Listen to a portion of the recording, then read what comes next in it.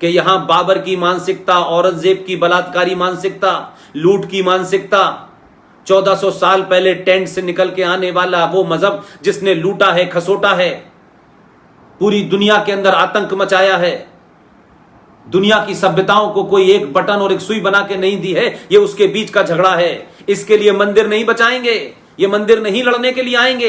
इन मंदिरों की रक्षा के लिए अगर आपने इंतजाम नहीं किया, आने वाली नस्लों ने इंतजाम नहीं किया, तो याद कीजिएगा सोमनाथ के मंदिर पर चंद गुंडे आए थे, चंद गुंडे, और 500 पुजारी थे वहां, सब घंटा बजा रहे थे, महादेव प्रकट हो, महादेव प्रकट हो, महादेव प्रकट हो। इसलिए कि वो महादेव की शक्ति का असल मतलब तो भूल गए। और वैसे ही जैसे आज की मानसिकता है, ये सरकार करेगी, ये काम मोदी करेगा, ये अमित शाह करेगा, ये फौज करेगी, ये पुलिस करेगी, हम कुछ नहीं करेंगे, ऐसे ही उनके अंदर की शक्ति समाप्त हो चुकी थी। पैसा और चढ़ावे से ज्यादा उनका कोई काम नहीं था। और जब महादेव प्रकट नहीं हुए, महादेव अपनी शक्ति आपके अंदर देते, लेकिन आप तो पहले ही शक्तिहीन हो चुके थे, क्योंकि आप मंदिर के पुजारी तो थे, लेकिन आपने पुरुषार्थ पैदा नहीं किया, समाज को तैयार नहीं किया, समाज को मजबूत नहीं किया, अपने आप को और अपने परिवार को मजबूत किया। वो परिवार वाले आए नहीं, 500 पंडे भाग गए, गौरी महमूद गजनबी ले गया लूट के,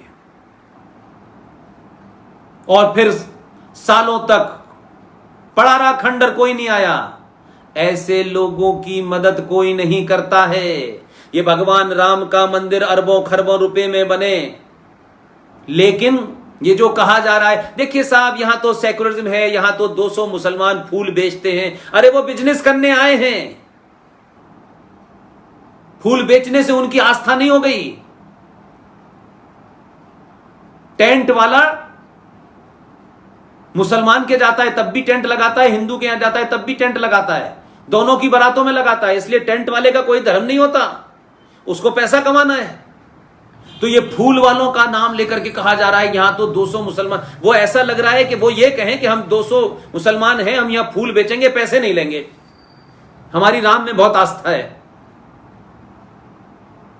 इसलिए मैंने कहा कि ये मंदिर को सुनिश्चित हो जाए आज ही से, जब कल 12:30 बजे इसका भूमि पूजन हो जाए, तो मंदिर के आसपास जो लोग हमसे किसी कारण से नाराज हो गए हैं, उनका भरोसा जीतिए। मंदिर के दाईं तरफ और बाईं तरफ, मंदिर के द्वार के दाईं तरफ और बाईं तरफ 10-10 दुकानें फूल बेचने वालों में वाल्मीकि समाज को दीजिए। समाज में बदलाव लाने के लिए, समाज में हुई अगर कोई गलती है भी, या हमसे कोई रूठ भी क्या है, उसका भरोसा जीतने के लिए ये 10 दुकानें इधर 10 दुकानें कोई बड़ी चीज नहीं है। हम तो भरोसा जीतने के लिए अरबों खरबों का पैसा दे रहे हैं। हम तो भारत सरकार की हर योजना में 35% उनका रिजर्वेशन है। हमने तो इलीगल तरीके से माइनॉरिटी कमीशन के द्वारा करोड़ों करोड़ों रुपया भारत के हिंदुओं के टैक्स से पे निकलने वाला भी उन जिहादी मुसलमानों को जा रहा है। हमने तो करोड़ों रुपया इस देश के मदरसों को भी दिया जा रहा है जहां से जिहादी पैदा होते हैं। इसलिए मंदिर के निर्माण से पहले या उसके साथ साथ दोनों तरफ 10-10 दुकानें निश्चित कर दी जाएं कि दलित परिवारों को दी जाएंगी, यही फूल बेचेंगे। इससे समाज में, सनातन में एक समरसता बढ़ेगी, उनका भरोसा आप जीतेंगे। दुनिया में उनके ऊपर बड़े कष्ट आए, हम कहते तो हैं कि हम अपर कास्ट हैं, लेकिन हमने हर समझौता किया।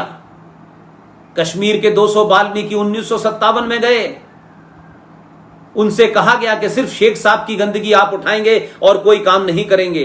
वो 200 वाल्मीकियों ने, जिसमें ऐसी बच्चियां भी थीं जो राष्ट्रीय चैंपियन हैं, जिन्होंने एमबीबीएस किया है, इंजीनियरिंग की है कश्मीर से दूर होकर के, लेकिन कश्मीर की इस्लामिक जिहादी सरकार ने उनके साथ समझौता किया कि कश्मीर में आप नौकरी कर सकते हैं सिर्फ शेख साहब की गंदगी उठाने की, और कोई नौकरी नहीं मिलेगी तुम्हें। संविधान में प्रोविजन कर दिया लेकिन फिर भी देखिए, इतनी यातनाएं आधुनिक भारत में अगर कोई आपके सामने थोड़ी सी तकलीफ रख दे तो आप तो शाम को ही अपना मजहब बदल लेंगे, कन्वर्ट हो जाएंगे इमीडिएटली। राम प्रकाश से नाम आपका नूरे इलाही हो जाएगा और शाम को आप खड़े हो जाएंगे। लेकिन उन दलितों को सोचिए, वाल्मीकियों को सोचिए, इतनी यातनाओं के बाद आधुनिक भारत में 1947 से लेकर 2019 तक उन बच्चों ने अपने सर के ऊपर उस शेख मक्कार मुसलमान जिहादी की गंदगी रख के उसने ढोई, लेकिन उसने इस्लाम कबूल नहीं किया। वो ये जानते थे कि इस्लाम क्या है। वो उससे बड़ा कोई हिंदू और सनातनी हो सकता है, लेकिन हम उसे गले नहीं लगाएंगे, लेकिन मक्कारी के प्रकल्प चलाएंगे कि हम घर वापसी कर रहे हैं। यह अजीबोगरीब घर वापसी है। जो अपना भाई है सगा, उसका हाथ नहीं पकड़ रहेंगे हम, लेकिन जो नहीं है, जिनसे कोई मतलब नहीं है, जो किताब के लिए कनेक्ट है, वो आपसे शादी कर लें, आपसे चले जाएं, कोई फर्क नहीं होता। उनको वापस लाने में हम बड़ा समय लगा रहे हैं। बड़े बड़े लोगों ने दुकानें खोल रखी हैं उनको वापस लाने में, जैसे उनको वापस लाने से सनातन को कोई फायदा होने वाला है। आईएएस और पीसीएस का बनने वाले पढ़े लिखे लोगों ने भी एक दलित के साथ शादी की थी, 2 साल के बाद मारपीट की तो तलाक हो गया तो बाहर आ गए। तो जाहिल जाहिल ही रहता है, चाहे वो आईएएस बन जाए चाहे पीसीएस बन जाए। जो किताब की मानसिकता है वही आवी रहती है। मेरे सामने जो चुनौतियां हैं संजय भाई, वो चुनौती सबसे बड़ी ये है कि जब ये मंदिर बन जाएगा, बहुत भव्य होगा, और शायद हम में से कोई ना भी हो उस वक्त, तो क्या आने वाली जनरेशन ये नहीं पूछेगी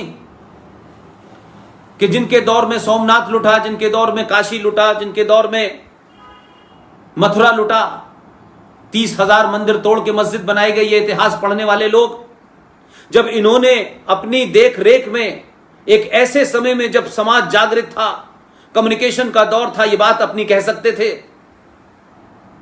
ये तमाम सारे लोगों ने इस बात की चिंता क्यों नहीं की कि भगवान राम का ये जो भव्य मंदिर बन रहा है, करोड़ों करोड़ों लोगों की आस्था है, विदेशों से पैसा भेजा जा रहा है, लेकिन कल जब ये शक्तियां सत्ता पे नहीं होंगी, जो शक्तियां आज 20 राज्यों में हैं, केंद्र में सरकार है, फौज है, आर्मी है, एयरफोर्स है, नेवी है, उस सब के बावजूद भी आपको 150 साल लग गए लड़ते लड़ते, और अपनी ताकत से और डर से उन्होंने आपको ऐसा कर दिया कि फैसला आने के बाद भी एक्सेप्ट नहीं किया है। तो मैं कैसे ये मान लूं कि आजाद भारत में आज जो हिंदू सनातनी की ग्रोथ रेट है वो इन जिहादियों के मुकाबले कितनी कम है। ये 25 से 30 करोड़ थे तब, आज इस देश के अंदर संसद द्वारा पास किया हुआ कोई कानून जब बाहर आता है तो ये संसद को नहीं मानते, देश को रोक देते हैं, और ये भारत की महान सुप्रीम कोर्ट ठोड़ियों में हाथ डालती है शाहीन बाग के बाहर बैठने वालों के कि प्लीज आप उठ जाइए। तब नहीं कहती है कि गोली चलाओ, ये कानून का उल्लंघन है, सार्वजनिक सभा को, आज जगह को आप कैसे रोक सकते हैं, तब नहीं बोलती, तब पुलिस लाठी चार्ज नहीं करती। और शाहीन बाग में असफल हो गए तो किस तरीके से दिल्ली के मुसलमानों ने मिलकर के, जिसमें पार्टियों के भी लीडर शामिल हैं, कुछ सीधे तौर पे हैं, कुछ इनडायरेक्टली हैं, ये मौलवी मुफ्ती हैं, ये मस्जिदें हैं, ये मज़ारें हैं, सबने पैसा दिया दंगा कराने के लिए, आप कुछ नहीं कर पाए।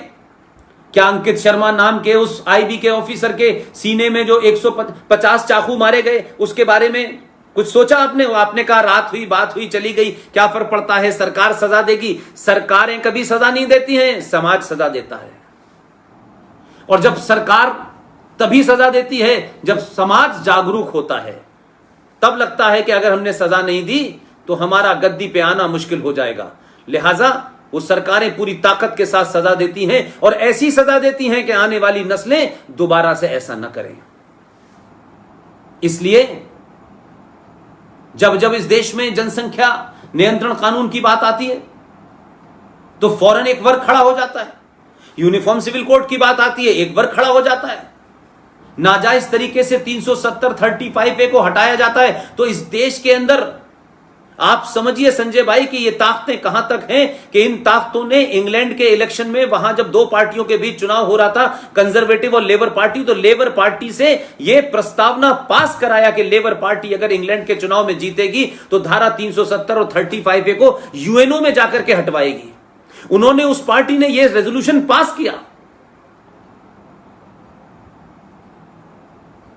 तो पूरी दुनिया के अंदर सीए के बारे में भ्रम फैला दिया गया। अब आपका प्रधानमंत्री और आपकी सरकारें सब जगह सफाई देती घूम रही हैं। और अमेरिका का चुनाव 3 नवंबर को है। अमेरिका के चुनाव में डेमोक्रेट पार्टी का जो लीडर है बिडेन, उसने यह कहा है Islam is a religion of peace, और मैं जीतूंगा तो हर स्कूल में इस्लाम पढ़ाया जाएगा। आप सोचिए, 244 साल पुरानी डेमोक्रेसी, आधुनिक, दुनिया का सबसे बड़ा देश, दुनिया का सबसे पुराना लोकतंत्र। हम समझते थे कि हमारे देश में ही ऐसे लीडर हैं जो मुसलमानों का वोट लेने के लिए, चाहे बटला हाउस का इनकाउंटर हो, इशरत जहां को लोग बेटी कहने लगते हैं, जो एक आतंकवादी थी, जो लश्कर तोयबा की थी, सौराब को लोग आतंकवादी नहीं कहते। हमारे यहां मूसा दुजाना को आतंकवादी नहीं कह पाते। हमारे यहां अफजल गुरु की बरसी मनाई जाती है। याकूब मेनन के जनाजे में 5 से 6 लाख मुसलमान जाता है, सबके सामने जाता है। उसे कभी पॉलिटिकली डर नहीं लगा, उसको कभी इस बात की चिंता नहीं हुई कि लोग हमारे बारे में क्या सोचेंगे। लेकिन सारा ठेका लोग क्या सोचेंगे, यह बीमारी सिर्फ हिंदुओं को ही है, सनातनियों को ही है। मेरा सिर्फ इतना कहना है कि चुनौती कल से शुरू होने वाली है। ठीक है, आप इस सत्ता को 2024 भी जिताइए, 28 भी जिताइए, यह अपनी जगह है।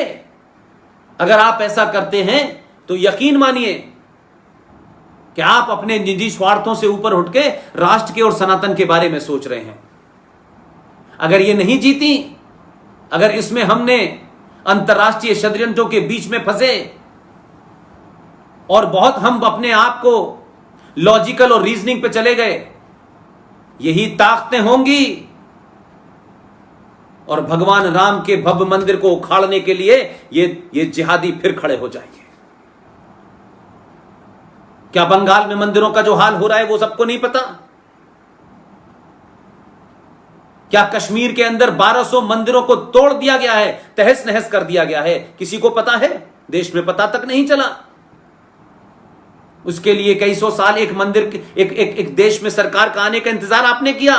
उसमें से कई मंदिरों को इन्होंने पेशाब घर बनाया है। नफरत का आलम यह है इस मुसलमान का जो ये कहता है हम भाई भाई हैं, ये कश्मीरियत है, ये भाईचारा है। जहां 5% होते हैं वहां सेकुलरिज्म चाहिए, और कश्मीर में 70% होते हैं तो वहां निजाम मुस्तफा चाहिए। वहां किसी किस्म का हिंदू बर्दाश्त नहीं है, न सेकुलर, न कम्युनल, न लेफ्टिस्ट, न राइटिस्ट। वहां 200 वाल्मीकि चाहिए इनकी गंदगी उठाने के लिए, क्योंकि ये तो अल्लाह के यहां से सीधे आए हैं। ये इनकी गंदगी, ये तो अपनी गंदगी थोड़ी नहीं उठाएंगे। ये इसके उठाने के लिए हिंदू कौम के लोग हैं, तो तब भी हमें शर्म नहीं आती। इसलिए ये मंदिर सुरक्षित रहे। ये मंदिर की तरफ आंख उठाने वाला दुनिया में किसी भी मुल्क से चले, अगर उसको वहीं समाप्त करने की ताकत हमने अपने सनातनियों में नहीं पैदा की, तो सरकारें और पुलिस मंदिरों को नहीं बचा सकती। जो आज है वो कल रहेगा या नहीं रहेगा मैं नहीं जानता, लेकिन ये चेतना, हम जीत गए, हम खुश हो गए, फलाना हो गया, और लड्डू बांटो, मिठाई बांटो, ये सब करो, लेकिन ये राय देने वाले चंपत हो जाएंगे, बताएंगे नहीं। फिर इनकी खबरों पे जाके रोइएगा कि जो फैज खां की तरफदारी कर रहे हैं, ये नए नए कोई पीर पैदा हो गया, कोई रईस पैदा हो गया। अरे ऐसे लोग बहुत सारे होते हैं, लेकिन ये शुद्ध सनातन का काम है। ये शुद्ध हमारे मंत्रों से होगा, हमारे संस्कारों से होगा। जो उस किताब को, वो जहरीली किताब, वो क्रिमिनल एंटरप्राइजेस वाली किताब, हम उस सोच के किसी आदमी को अपनी इस पवित्र धरती में, इस पवित्र अनुष्ठान के अंदर, हमें कोई सेकुलरिज्म नहीं चाहिए। पार्टियों को सेकुलरिज्म चाहिए, पार्टियां अपनी दुकानें सेकुलरिज्म चलाएं, मुझे उसमें कोई आपत्ति नहीं है। दुकानें किसी को चलानी है वो दुकानें चलाएं, अपनी दुकान में 4 कारीगर रखें। मुझे ये विश्व भर के करोड़ों हिंदू सनातनियों के आस्था का विषय है। इसलिए मुझे इस किस्म की कोई चीज नहीं सुननी, कोई मुझे कंप्रोमाइज नहीं सुनना। लिहाजा बड़े सारे आपके बीच में से लोग मॉडर्न पैदा हो जाएंगे। ये मॉडर्न मर गए थे जब, ये लिबरल कहां थे, ये मॉडर्न कहां थे, ये फ्रीडम स्पीच वाले लोग कहां थे? कश्मीर में कहां मर गए थे जाकर के जब 5 लाख लोगों को मारा गया उनके धर्म के नाम से? मालदा खाली हो गया, संबल, मुरादाबाद, मेरठ खाली हो गया, कोई नहीं पूछने आया। इसलिए मैंने कहा कि आज बहुत सारे लोग जो राय दे रहे हो, समय के हिसाब से जब ढूंढेंगे तो ये चंपत हो चुके होंगे, पता ही नहीं चलेगा कहां चले गए। और इनकी झूठ और इनकी बेवकूफी को फिर राष्ट्र दोबारा से भुगतेगा, फिर हम वही बात कहेंगे। तो क्या हम आज फिर वही गलती करें जो पृथ्वीराज चौहान ने की थी? वही गलती करना चाहते हैं आप? ये बेतुकी बातें करके, ये नए नए किसी की निगाह में अच्छा बनने की पागलपने की हरकतें सिर्फ क्यों हैं? और आपको किसने ठेका दिया?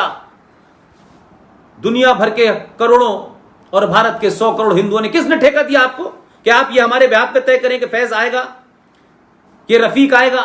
जिसकी आस्था है वो बाद में जब मंदिर बन जाए जाके फूल चढ़ा देना। हमारे मंदिर में तो किसी का आने की मनाही नहीं है, लेकिन एक विधि सम्मत, एक संस्कारों के साथ एक विशेष पूजा, फिर इस पूजा का क्या महत्व है कि जिन लोगों का यकीन यह है कि जो उनके नबी पे ईमान नहीं लाएगा, अल्लाह पे ईमान नहीं लाएगा, उसकी गर्दन काटना वाजिब है। अगर इस सोच के लोग भी उस पूजा में बैठेंगे तो मैं पूछता हूं कि क्यों आप इसकी नींव के अंदर ऐसी मानसिकता के लोगों के हाथ की छुई हुई मट्टी भी डाल रहे हैं? वो लाए हैं, रख दीजिए अलग, जड़ में डालने की जरूरत क्या है? आप जड़ में जहर डाल रहे हैं और उम्मीद कर रहे हैं कि उससे फिर अमृत मिलेगा आपको। कोई कारण होता होगा ना इस पूजा का, कोई महत्व होता होगा ना। जो लोग अपने मकान की नींव रखते वक्त पूजा नहीं करते, वो भगवान राम के मंदिर की नींव में क्या करने आए हैं? गोल्डन टेंपल की तरीके से फिर ये फ्रॉड पूरी दुनिया में फैलेगा कि मियां मीर ने नींव रखी थी। क्या सेकुलरिज्म था?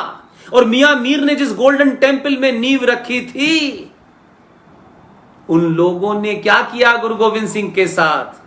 कहां मर गए थे मियां मीर जो नींव रखने आए थे, झूठे मक्कार, जब गुरु गोविंद सिंह के दोनों पुत्रों को इस्लाम न कबूल करने के लिए दीवार में चिनवा दिया गया था, जब गुरुद्वारा सीसगंज लाल किले के सामने जो है किसकी गर्दनें काट के लटका दी गई थी? कहां है वो बंदा बहादुर जो दिल्ली के मेट्रो स्टेशन के बाहर जिसकी मूर्ति लगी है? क्या हुआ था उसके साथ? क्या हमको इतिहास में बार बार ये बताने की, जगाने की जरूरत पड़ेगी? आज का आधुनिक हिंदू न वो ब्राह्मण है, न वो ठाकुर है, न वो दलित है, न वो कायस्थ है, न वो यादव है, वो कुछ भी नहीं है। सिर्फ एक ही बात है जो मैं बार बार कहना चाहता हूं, आज सिर्फ सनातन है, सनातन है, सनातन है, सनातन के अलावा कुछ भी नहीं है। ये जो आपका काम था, आपके काम के हिसाब से आपको बांटा गया कि जिसमें पुरुषार्थ होगा, जिसमें लड़ने की शक्ति होगी, वो क्षत्रिय कहलाएगा। इसलिए मैं फिर कहता हूं कि मैं तो मानता हूं कि शास्त्रों का ज्ञाता नहीं हूं। भगवान परशुराम, जो उस पूरे कालखंड में मुझे एक ब्राह्मण भगवान मिलते हैं, भगवान परशुराम के शब्दों को याद कीजिए। ब्राह्मण भी याद करें, कायस्थ भी याद करें, ठाकुर भी याद करें, वैश्य भी याद करें, सब सोचें कितनी बड़ी बात उन्होंने कही थी। और यह बात क्या सच नहीं है? भगवान परशुराम एकमात्र ऐसे ब्राह्मण भगवान थे जिन्होंने यह कहा जन्म जयते सर्वे शूद्र, या नहीं जन्म से हर आदमी शूद्र पैदा होता है। अपने कर्मों से वो ब्राह्मण बनता है, अपने कर्मों से वो क्षत्रिय बनता है, अपने कर्मों से वो कायस्थ बनता है, अपने कर्मों से वो वैश्य बनता है। ये उसके कर्म हैं जो ये तय करते हैं कि वो क्या करेगा। किसी की मां के पेट से जन्म, क्योंकि किसी की मां ठाकुर है, किसी की मां ब्राह्मण है, किसी की मां दलित है, उससे कुछ नहीं होता।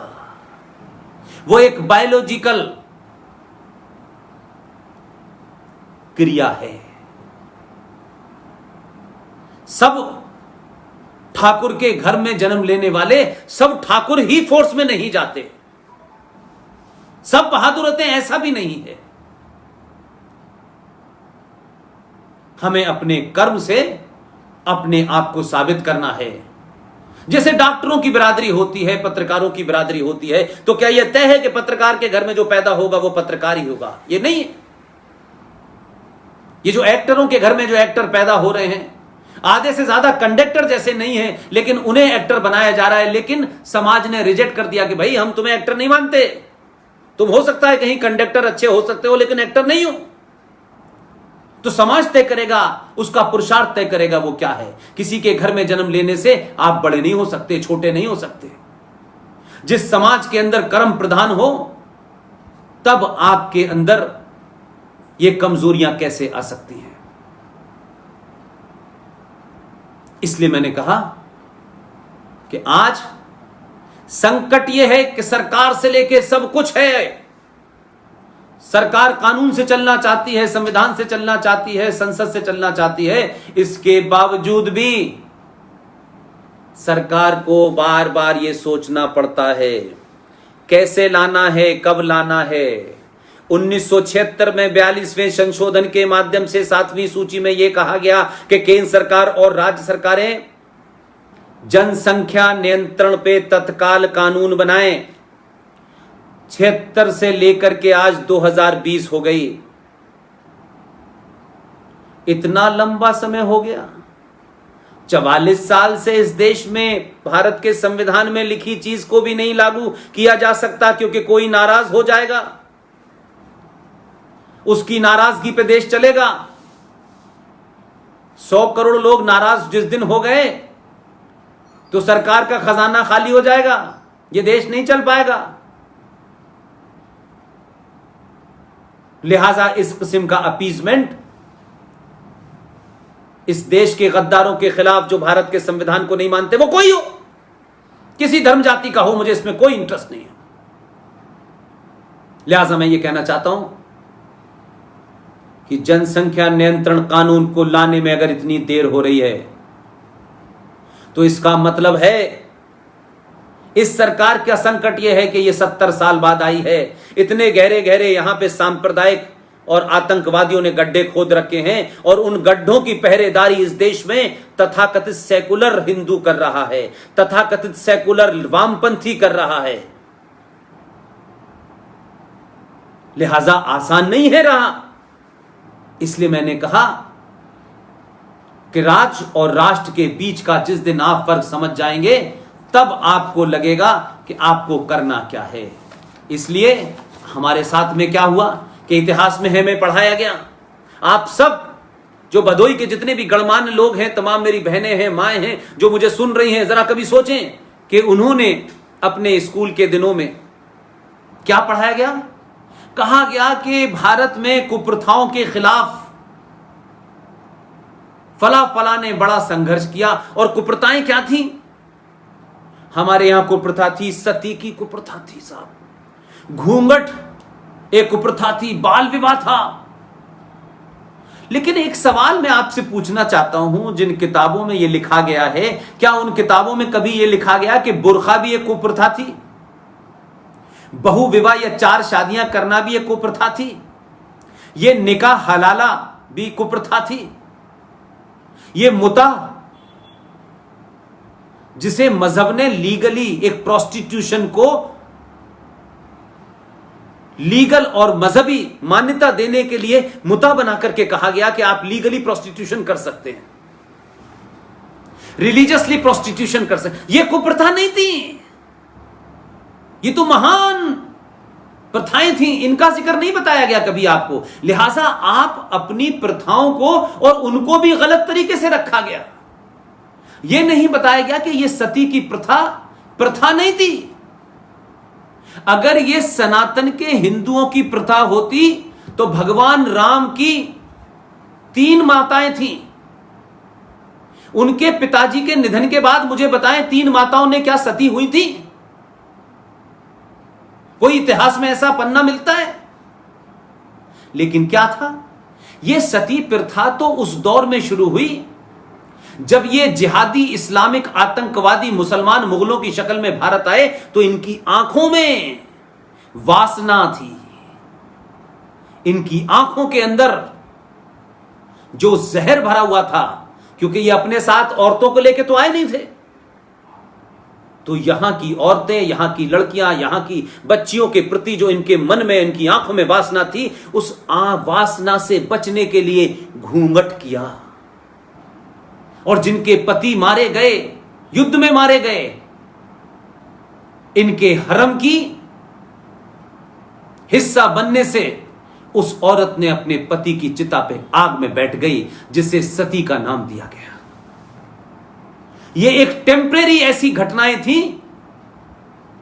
जिसे उस वक्त के लोगों ने अपने सम्मान को बचाने के लिए इन जिहादी आतंकी मुसलमान, औरंगजेब, बाबर से लेकर के ये जितने भी आए थे लास्ट तक, इनकी आंखों की वासना से, इनके शिकार होने से, क्योंकि ये तो सिर्फ दौलत और औरत के अलावा इन्होंने कुछ नहीं किया। यही 2 एजेंडे थे। इसलिए सती प्रथा कैसे इमर्ज हुई, किन हालात में हुई, और वह प्रथा नहीं थी, वो एक रास्ता था बचने के लिए। यह घूंघट एक रास्ता था बचने के लिए कि जब तक उनका पति जिंदा है वो किसी गैर मर्द को नहीं देखेंगे। लेकिन बुर्का, हलाला, तलाक, आपको बता दूं, भारत की संस्कृति में तलाक शब्द है ही नहीं। न तलाक संस्कृत में मिलता है, न हिंदी में मिलता है ही नहीं आपके, क्योंकि आपके यहां तलाक नहीं था। आपके जन्म जन्मांतरों का संबंध होता था, इसलिए पवित्र अग्नि के फेरे लेते थे, कोई कोर्ट कचहरी के सर्टिफिकेट की आवश्यकता नहीं थी। यह सब कुछ इस दौर में हुआ, और इससे हमें बताया गया कि नहीं साहब, हिंदू तो बहुत ही दकियानूसी हैं, इनको नहीं पता कि हिंदू दकियानूसी नहीं हैं। जो आज भी काले रंग के बोरे में लेके सड़क पे निकलते हैं, दकियानूसी वो हैं। उनको लगता है कि औरत अगर निकल गई और कोर्ट तक पहुंच गई तो हमारी पोल खुल जाएगी। अब औरतें कोर्ट निकल के पहुंच रही हैं कि हमें निकाह हलाला से बचाइए। और इत्तेफाक की बात देखिए कि जिन्हें इस्लाम में सबसे ज्यादा अपने आप को अलग रखते थे, घर में, तुम घर में ही रहोगी, तुम्हारा काम सिर्फ बच्चे पैदा करना है और कहीं नहीं जाना। लेकिन उस औरत को जब हमारे साथ रहते रहते ये समझ आ गया कि क्या हो रहा है, वो निकली और सुप्रीम कोर्ट में गई और कहा, माय लॉर्ड, हमें इनसे बचाइए। चाय ठंडी होने पे तलाक, खाना ठंडा होने पे तलाक, और तलाक तलाक कह के घर से बाहर निकाल देते हैं। उसके साथ जो बच्चे पैदा किए थे वो भी हमें दे देते हैं, और हम सड़क पे खड़े हो जाते हैं, और फिर वो दूसरी शादी कर लेता है। लेकिन महज इत्तेफाक देखिए कि एक हिंदू राजा, जिसे मैं कह सकता हूं शिवाजी के बाद, राजा दाहिर सेन के बाद, एक हिंदू राजा के दरबार में ही उन औरतों ने अर्जी लगाई और कहा कि हमें बचाइए, ये हमारे जाहिल और वैशी पतियों से हमें बचाइए। तब निकाह हलाला पे कानून बना। इसलिए चुनौती यहां खत्म नहीं होती, चुनौती आज से शुरू होती है। कल दोपहर 12:30 बजे के बाद से चुनौतियां शुरू होती हैं। लोग अपने एजेंडे पे लग गए हैं, और वो एजेंडे पे इतनी तेजी से लगे हैं कि दूसरी ताकत के साथ नए जुमलों के बीच में आपके साथ फिर आएंगे। फिर ये हिंदू मुस्लिम भाई भाई की दुकान चलेगी। कहते हैं हम तो सदियों से साथ थे। सदियों से मुझे एक सदी नहीं मिल रही जिस सदियों के अंदर मुझे याद है कि एक इतना बड़ा बादशाह था, जिहादी इस्लामिक आतंकवादी, जो शाम को तराजू में तोलता था कि कितने जनेऊ आज आए हैं। लेकिन कहा जा रहा है साझा संस्कृति, साझा संस्कृति। ये कुछ इस तरीके की संस्कृति है कि कोई आपके साथ रहता हो, आप सुबह तो उठ के चांटे मारे, कह लें हम लोग साझा संस्कृति के लोग हैं, फिर शाम में आप 2 लाते मारे, फिर कहें नहीं नहीं हम तो सब साथ साथ रहेंगे, हम सब भाई भाई हैं, फिर धक्का दे के आपको छत पे से गिरा दें, आप जिंदा बच जाएं, फिर आपके पास आए, अरे ये तो कश्मीरियत है, अरे ये तो इंसानियत है, फिर आप ठीक हो जाएं, फिर एक दिन आपका गला काट दें। ऐसी चीजों से बाहर निकलिए और समाज को मजबूत कीजिए। अगर सनातन समाज का एक एक आदमी मानसिक और शारीरिक रूप से इन जिहादियों को तर्क से, इन जिहादियों को चौराहों पे, पुलियों पे अपने नैरेटिव से काउंटर नहीं करने लायक बनाया, तो आप 200-200 साल पुराने संगठन चलाते रहिए। आप सिर्फ भाग रहे हैं, आप सिर्फ जमीन छोड़ रहे हैं, कुछ नहीं कर रहे। आप 5000 साल पुराने गलत कामों को ठीक करने में आपको 70-70, 100-100 साल का इंतजार करना पड़ रहा है। और इस बीच में आप ही की जनरेशन में जो लोगों ने इतिहास पढ़ लिया है, वो आप ही के खिलाफ खड़े हो गए हैं, वो आप ही पे सवाल खड़ा कर रहे हैं। अपने घर के बच्चों पे समय दीजिए। ये लैंड जिहाद, ये लव जिहाद, ये जो भी कुछ चल रहा है, इसके पीछे का कारण समझिए।